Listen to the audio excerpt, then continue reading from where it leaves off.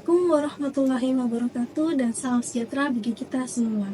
Perkenalkan, saya Asri Aistasari, STMP, dosen tetap pada program studi Teknik Industri, Fakultas Teknik Universitas Muhammadiyah Sorong. Kali ini, saya akan menjelaskan salah satu mata kuliah yang saya ampuh, yaitu Manajemen Rantai Pasok, sebagai bukti unjuk kerja Tridharma Perguruan Tinggi dalam rangka memenuhi prasyarat sertifikasi dosen tahun 2025, khususnya pada bidang pengajaran.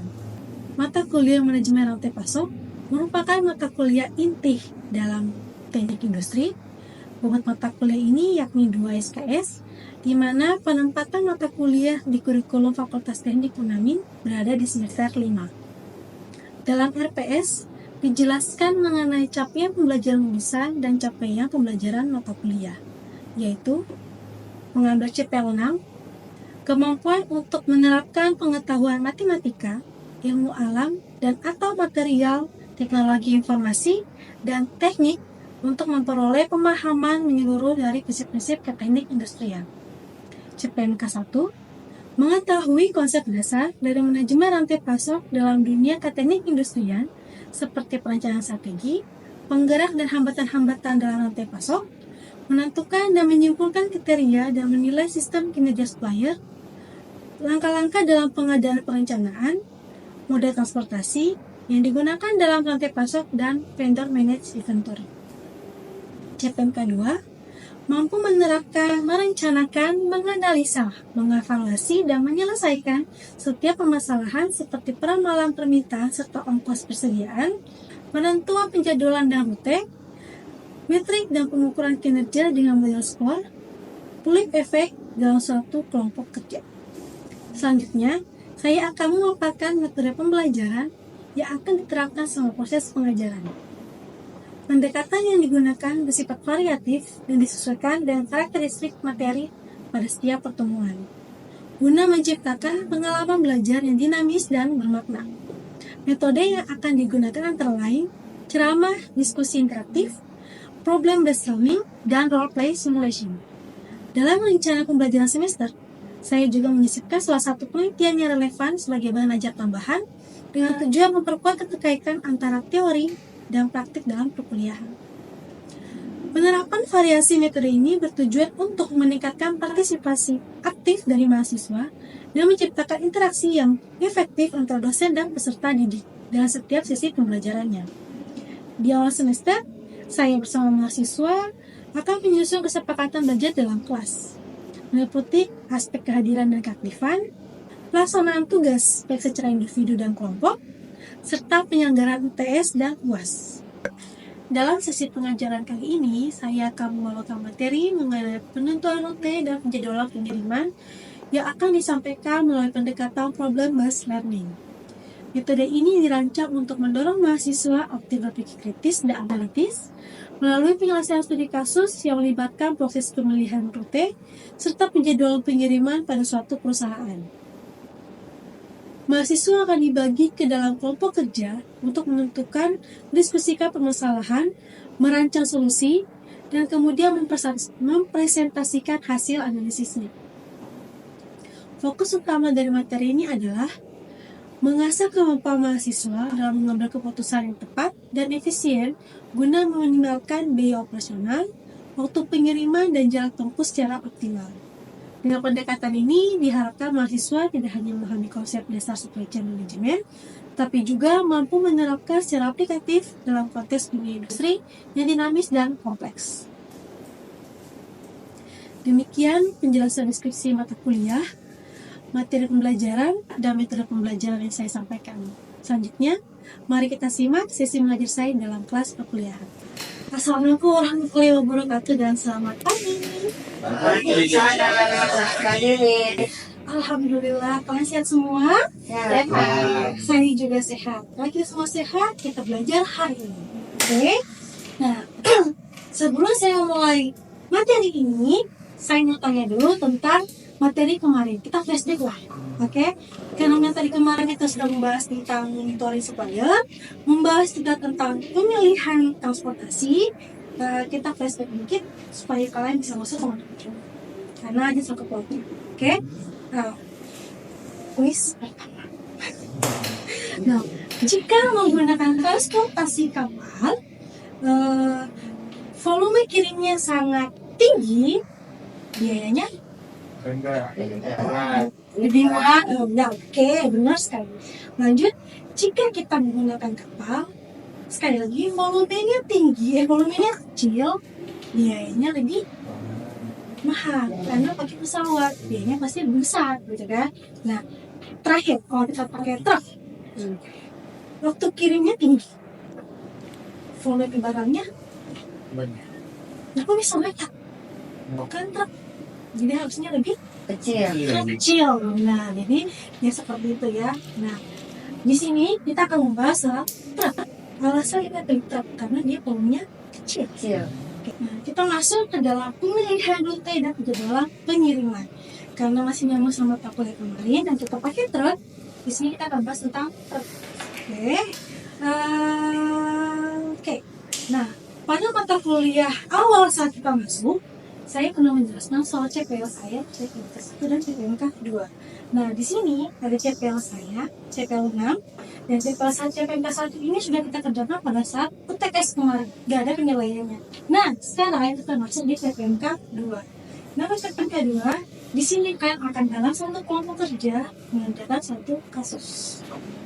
Gitu. Karena kemarin sudah membahas tentang pemilihan transportasi itu, kita jadi ke pengiriman, pemikiran lebih analitis, bagaimana kita melakukan penjadwalan. Nah, kenapa hal ini merupakan satu keputusan operasional yang sangat penting dalam manajemen distribusi.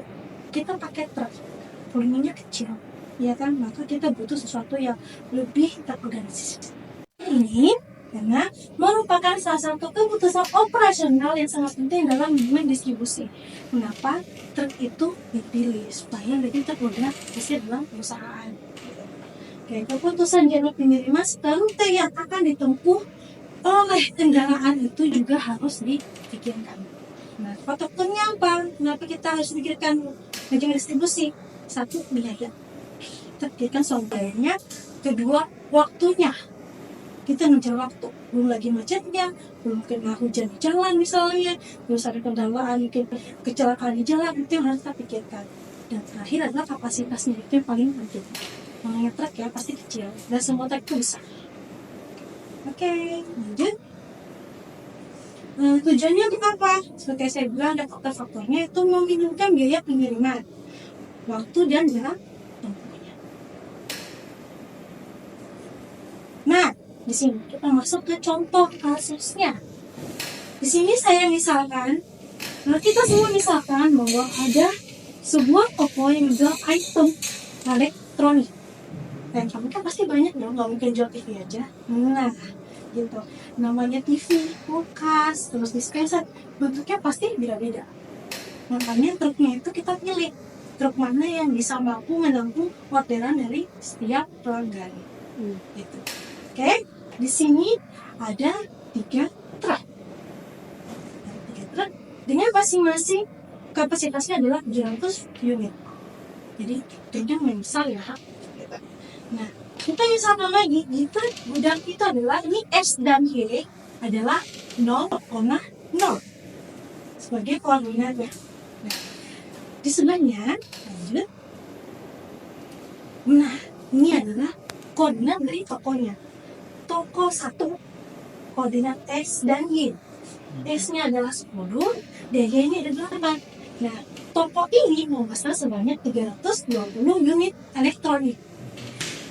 Kalau untuk unitnya kita nggak tahu lah dia pesan apa, tapi intinya dia maunya orderan dia tiap 20 unit terpenuh.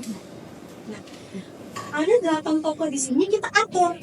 Gimana caranya supaya 3 truk itu sekali jalan bisa langsung menyelesaikan semua pesanan ini. Gitu. Oke ya, boleh paham ya? Nah, untuk menyelesaikannya ada 4 langkah. 1, kita membahas tentang safety matrix-nya ya. Di sini ada prosedurnya kan, kita menggunakan safety matrix. Ini sudah dijelaskan di sini ada ketentuan matrixnya, tentukan safety matrix syaratnya, safety matrixnya, alokasinya, dan urutan tokonya. Saya akan jelaskan lagi lebih dalam. Nah, langkah-langkah untuk matriks ada. 1. Menentukan matriks jarak dari gudang ke masing-masing toko. Nah, yang kedua, bentuklah tabel dimensinya. Tabel dimensi. Yang ketiga adalah analisis logistik kontainer, efisiensi operasional. Langkah kedua, nah ini yang paling penting, saving matrix. Di sini kalian harus benar-benar menghitung gimana caranya supaya truk itu bisa memuat sekali jalan. Itu toko-toko apa saja sih kira-kira muat dalam truk itu? Paham ya? Nah, di sini ada konsep optimasi. Optimasi itu sudah ada di semester 4 dalam mata kuliah riset operasi. Jadi saya harapkan kita ingat lagi rumus-rumusnya. Nah, dilakukannya apa? Untuk penghematan. Jadi sebisa mungkin saving matrix sama saving penghematan. Jadi harus benar gimana caranya truk itu selain yang muat 700 itu dia juga menghemat tempatnya untuk menyisikan. Karena kalau misalnya terlalu mepet, takut ada kecelakaan di belakangnya. Oke? Nah, yang ketiga adalah pasti nilai saving matrixnya. Lanjut. Langkah ketiga, alokasinya. Usahakan maksimal. Kenapa maksimal? Supaya truknya itu pas. Ingat, hanya 700. Jadi dia pas-pas. Dia di mana posisinya. Nilai pasnya itu ada di mana untuk satu truk. Gitu. Yang kedua, awalnya setiap pelanggan alokasikan rute yang berbeda. Tadi kan toko 1, 2, sampai 8. Belum tentu rute yang sama. Ada yang ke kanan, ke kiri, ke utara, ke selatan gitu kan ya. Nah, kayak gitu. Di situ pasti akan menggabungkan 2 rute. Karena tidak mungkin kan truknya dari toko, gudang, toko, nggak bisa kayak gitu. Harus sekali jalan.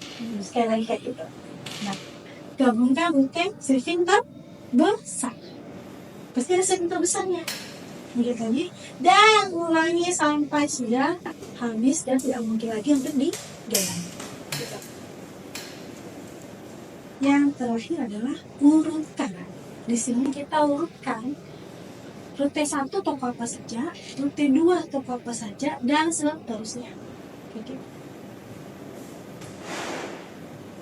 Ini adalah contoh yang sudah saya tentukan berdasarkan rumus yang tadi saya jelaskan adalah ini contoh di gudang sudah ada X dan Y, yaitu X D sama dengan akar, panjang banget akarnya, dalam kurung X1 dikurang X2 kuadrat ditambah Y1 kurang Y2 kuadrat, sehingga hasilnya adalah ini untuk jarak antara gudang dan toko 1 gitu. Saya sudah bantu kalian untuk menjelaskannya, untuk mengisi jaraknya. Silahkan kalian lanjutkan untuk toko gudang ini jaraknya berapa, ini jaraknya berapa gitu ya. Oke, kita akan bagi 2 kelompok. Kebetulan nih sudah begini, dah gimana kalau kelompok 1 dan kelompok 2? Oke, selamat istirahat ya. Jadi